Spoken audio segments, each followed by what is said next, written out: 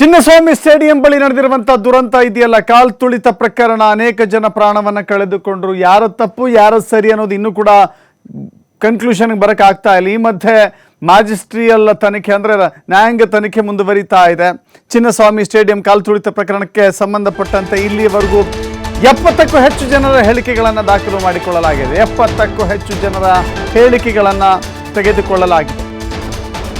ಜಿಲ್ಲಾಧಿಕಾರಿ ಜಗದೀಶ್ ನೇತೃತ್ವದಲ್ಲಿ ಈ ಮ್ಯಾಜಿಸ್ಟ್ರೇಟ್ ತನಿಖೆ ನಡೀತಾ ಇದೆ.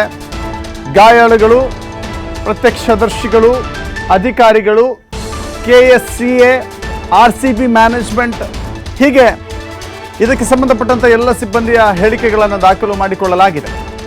ಇನ್ನು DNA ಮ್ಯಾನೇಜ್ಮೆಂಟ್ ಹೇಳಿಕೆ ಒಂದೇ ಬಾಕಿ ಇದೆ. ಜಿಲ್ಲಾಧಿಕಾರಿ ಬಳಿಯ ಸಮಯವನ್ನ ಕೇಳಿದ್ದಾರೆ. ಹೇಳಿಕೆಗಳನ್ನು ಕಲೆಕ್ಟ್ ಮಾಡುವ ನೋಟಿಸನ್ನು ಎಲ್ರಿಗೂ ಸರ್ವ್ ಮಾಡಲಾಗಿದೆ. ಬಟ್ DNA ಸಮಯಾವಕಾಶ, ಕಾಲಾವಕಾಶ ಕೊಡಿ ಅಂತ ಕೇಳಿಕೊಂಡಿದೆ. 44 ಜನ ಪೊಲೀಸ್ ಸಿಬ್ಬಂದಿಯೂ ಕೂಡ DC ಬುಲಾವ್ ಕೊಟ್ಟಿದ್ರು ಅವರಿಗೆ. ಅಷ್ಟು ಸಿಬ್ಬಂದಿಗಳು ಸ್ಥಳದಲ್ಲಿ ಬಂದಿತ್ತು. ಇಡೀ ಪೊಲೀಸ್ ನಿಯೋಜನೆ ಮಾಡಿದಂಥ ಸಿಬ್ಬಂದಿಯ ಲಿಸ್ಟನ್ನು ಕೂಡ ಜಿಲ್ಲಾಧಿಕಾರಿಗಳು ಕೇಳಿದ್ರು. 44 ಜನ ಸಿಬ್ಬಂದಿಯ ಲಿಸ್ಟನ್ನು ಪೊಲೀಸ್ ಇಲಾಖೆ ಕೊಟ್ಟಿತ್ತು. ಲಿಸ್ಟ್ನ 44 ಜನರಿಗೂ ಕೂಡ ಇದೀಗ ನೋಟಿಸ್ ಕೊಡಲಿಕ್ಕೆ ಸಿದ್ಧತೆಯನ್ನು ಮಾಡಿಕೊಳ್ಳಲಾಗ್ತಾ ಇದೆ. ವಿಜಯೋತ್ಸವದ ದಿನ ಹೇಗೆ ದುರಂತ ಸಂಭವಿಸಿತು, 11 ಜನ ಪ್ರಾಣವನ್ನು ಕಳೆದುಕೊಂಡ್ರಲ್ಲ, 11 ಜನ ಪ್ರಾಣವನ್ನು ಕಳೆದುಕೊಂಡಿದ್ದು ಬಹಳ ದೊಡ್ಡ ಆಘಾತ ಇದು.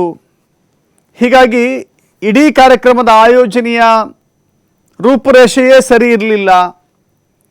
RCB ವಿಜಯೋತ್ಸವವನ್ನು ತರಾತುರಿಯಲ್ಲಿ ಮಾಡುವಂಥ ಅವಶ್ಯಕತೆ ಇರಲಿಲ್ಲ. ವಿಜಯೋತ್ಸವದ ಸಂದರ್ಭದಲ್ಲಿ ಹೇಗೆ ಕರ್ತವ್ಯವನ್ನು ನಿರ್ವಹಿಸಲಿಕ್ಕೆ ಸಿದ್ಧತೆಯನ್ನು ಮಾಡಿಕೊಳ್ಳಬೇಕಾಗಿತ್ತು, ಭದ್ರತೆಯ ವಿಚಾರದಲ್ಲಿ ಯಾವ ಕ್ರಮಗಳನ್ನು ತೆಗೆದುಕೊಳ್ಳಬಹುದಾಗಿತ್ತು. ಆದರೆ ಎಲ್ಲಿ ಲೋಪ ಆಗಿದೆ ಅನ್ನೋದನ್ನು ಈಗ ಪೊಲೀಸರು ವಿವರಣೆಯನ್ನು ಕೊಡಬೇಕಾಗತ್ತೆ. ಸ್ಥಳದಲ್ಲಿದ್ದಂಥ ಘಟನೆಯ ಕಾಲ್ತುಳಿತಕ್ಕೆ ಒಳಗಾದಂಥ ಸಂದರ್ಭದಲ್ಲಿ ಚಿನ್ನಸ್ವಾಮಿ ಸ್ಟೇಡಿಯಂನ ಹಲವಾರು ಗೇಟ್ಗಳಿದ್ದಾವೆ. ಆದರೆ 1 ಗೇಟೋ 2 ಗೇಟೋ ತೆಗೆದು ಓಪನ್ ಮಾಡಿ ಎಲ್ಲ ಪ್ರವಾಹದ ರೀತಿಯಲ್ಲಿರುವಂಥ ಜನರನ್ನು ನುಗ್ಗಲಿಕ್ಕೆ ಅವಕಾಶ ಮಾಡಿಕೊಟ್ಟಿದ್ದ್ಯಾರು? ಸೀಮಿತ ಗೇಟ್ಗಳನ್ನು ಓಪನ್ ಮಾಡಿ ಅಂತ ಹೇಳಿದ್ದ್ಯಾರು? ತತ್ಕ್ಷಣ ಆ ಸಂದರ್ಭದಲ್ಲಿ ಹೇಗೆ ಘಟನೆ ನಡೀತು ಅನ್ನೋದನ್ನು ಪ್ರತ್ಯಕ್ಷವಾಗಿ ಭದ್ರತೆಯಲ್ಲಿದ್ದಂಥ ಆ ಪೊಲೀಸ್ ಸಿಬ್ಬಂದಿ, 44 ಜನ ಪೊಲೀಸ್ ಸಿಬ್ಬಂದಿ ಹೇಳಿಕೆಗಳನ್ನು ಕೊಡಬೇಕಾಗತ್ತೆ. ಸೊ ಹೀಗಾಗಿ ಆ 44 ಜನ ಪೊಲೀಸ್ ಸಿಬ್ಬಂದಿಗೆ ನೋಟಿಸನ್ನು ಕೂಡ ಕೊಡಲಾಗಿದೆ. ತನಿಖೆ ಪ್ರಗತಿಯಲ್ಲಿದೆ. ತನಿಖೆಯ ಸಂಪೂರ್ಣಗೊಂಡ ಬಳಿಕ ಲೋಪ ಹೇಗೆ ಸಂಭವಿಸಿದೆ, ಯಾರು ಈ ಅನಾಹುತದ ಹೊಣೆಯನ್ನು ಹೊರಬೇಕಾಗತ್ತೆ, ಈ ಅನಾಹುತದಲ್ಲಿ ಸಂಭವಿಸಿರುವಂಥ ಇಷ್ಟು ಸಾವುಗಳಿಗೆ ಹೊಣೆ ಯಾರು ಅನ್ನೋ ಪ್ರಶ್ನೆ ಇದೆಯಲ್ಲ, ಅದಕ್ಕೆ ಉತ್ತರವನ್ನು ಸಂಪೂರ್ಣ ತನಿಖೆ ಆದ ನಂತರವಷ್ಟೇ ಕಂಡುಕೊಳ್ಳಲಿಕ್ಕೆ ಸಾಧ್ಯತೆ ಇದೆ. ಸದ್ಯಕ್ಕಂತೂ ಸಂಬಂಧಪಟ್ಟಂಥ ವ್ಯಕ್ತಿಗಳಿಗೆ ನೋಟಿಸ್ ಕೊಟ್ಟು ಹೇಳಿಕೆಗಳನ್ನು ದಾಖಲು ಮಾಡಿಕೊಳ್ಳಲಾಗ್ತಾ ಇದೆ. ಮತ್ತಷ್ಟು ಮಾಹಿತಿ ನಮ್ಮ ಪ್ರತಿನಿಧಿ ಸಂತೋಷ್ ನೀಡ್ತಾರೆ. ಸಂತೋಷ್, ಆ ಘಟನೆಯಲ್ಲಿ ಆವತ್ತು ಹಾಜರಿದ್ದಂಥವರು ಪ್ರತ್ಯಕ್ಷವಾಗಿ ನೋಡಿದಂಥ ಉದಾಹರಣೆಗಳನ್ನು ಹೇಳಬೇಕಾಗತ್ತೆ. ಜೊತೆಗೆ ತತ್ಕ್ಷಣ ಈ ಗೇಟ್ಗಳನ್ನು ಓಪನ್ ಮಾಡಿ, ಈ ಗೇಟ್ಗಳನ್ನು ಕ್ಲೋಸ್ ಮಾಡಿ ಅಂತ ಹೇಳಿ ಆ ಕ್ಷಣದಲ್ಲಿ ಪ್ರವಾಹದ ರೀತಿಯಲ್ಲಿ ಸೇರಿದಂಥ ಜನರನ್ನು 1, 2, 3 ಗೇಟ್ಗಳೆಲ್ಲ ಹೋಗಿ ಅಂದರೆ ಹೆಂಗಾಗತ್ತೆ? ಸೊ ಎಲ್ಲವೂ ಕೂಡ ಗಮನಿಸಿದ ನಂತರದಲ್ಲಿ ಒಂದು ಕ್ಲಿಯರ್ ಪಿಕ್ಚರ್ ಸಿಗುತ್ತೆ ಅಂತ ಕಾಣಿಸುತ್ತೆ.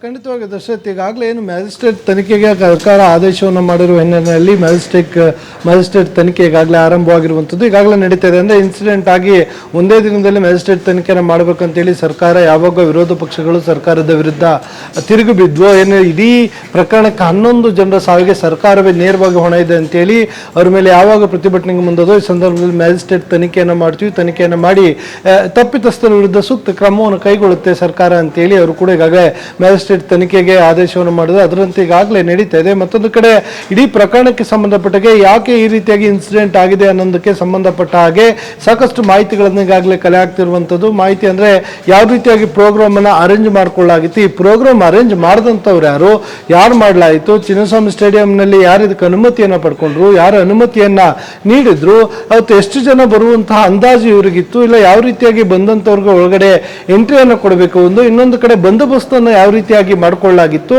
ಸೊ ಇದೆಲ್ಲದಕ್ಕೂ ಕೂಡ ಸರ್ಕಾರದಿಂದ ಅನುಮತಿ ಇತ್ತ, KSA ಅವರು ಅನುಮತಿಯನ್ನು ಪಡ್ಕೊಂಡಿದ್ರ, ಇಲ್ಲ DNA ಅವರು ಕಾರ್ಯಕ್ರಮನ ಆಯೋಜನೆಯನ್ನು ಮಾಡಿದ್ರ, RCB ಅವರು ಮಾಡಿದ್ರ, ಈಗ ಹಲವು ಆಯಾಮದಲ್ಲೂ ಕೂಡ ಈಗಾಗಲೇ ಮ್ಯಾಜಿಸ್ಟ್ರೇಟ್ ತನಿಖೆ ನಡೀತಾ ಇದೆ. ಅದರ ಬಗ್ಗೆ ಮಾಹಿತಿಯನ್ನು ಪಡ್ಕೊಳ್ತಾ ಇರುವಂಥದ್ದು. ಅದರ ಜೊತೆಗೆ ಈಗಾಗಲೇ ಇಡೀ ಪ್ರಕರಣಕ್ಕೆ ಸಂಬಂಧಪಟ್ಟ ಹಾಗೆ ಅಮಾನತಾಗಿರುವಂತಹ ದಯಾನಂದ್ ಇರ್ಬೋದು, ಅದರ ಜೊತೆಗೆ ಹೆಚ್ಚುವರಿ ಪೊಲೀಸ್ ಆಯುಕ್ತರಾಗಿದ್ದಂಥ ಈ ಹಿಂದೆ ಏನು ವಿಕಾಸ್ ಇರ್ಬೋದು, ಶೇಖರ್ ಟೆಕ್ಕಣ್ಣನವರು DCP ಕೇಂದ್ರ ವಿಭಾಗ ಸೇರಿದಂತೆ ಇತರ ಅಧಿಕಾರಿಗಳ ಕೂಡ ವಿಚಾರಣೆಯನ್ನು ಮಾಡ್ತಾ ಇರುವಂಥದ್ದು. ಅದಷ್ಟೇ ಅಲ್ಲದೆ ಈಗಾಗಲೇ ಪ್ರಭಾವ ಅವರ ಪ್ಲೇಸ್ನಲ್ಲಿ ಯಾರೆಲ್ಲ ಕೆಲಸವನ್ನು ಮಾಡ್ತಾ ಇದ್ದಾರೆ ಅವರಿಗೆ ನೋಟಿಸ್ಗಳನ್ನು ಕೂಡ ನೀಡಿ ಅವ್ರನ್ನ ವಿಚಾರಣೆಗೆ ಕರೆದಿರುವಂಥದ್ದು.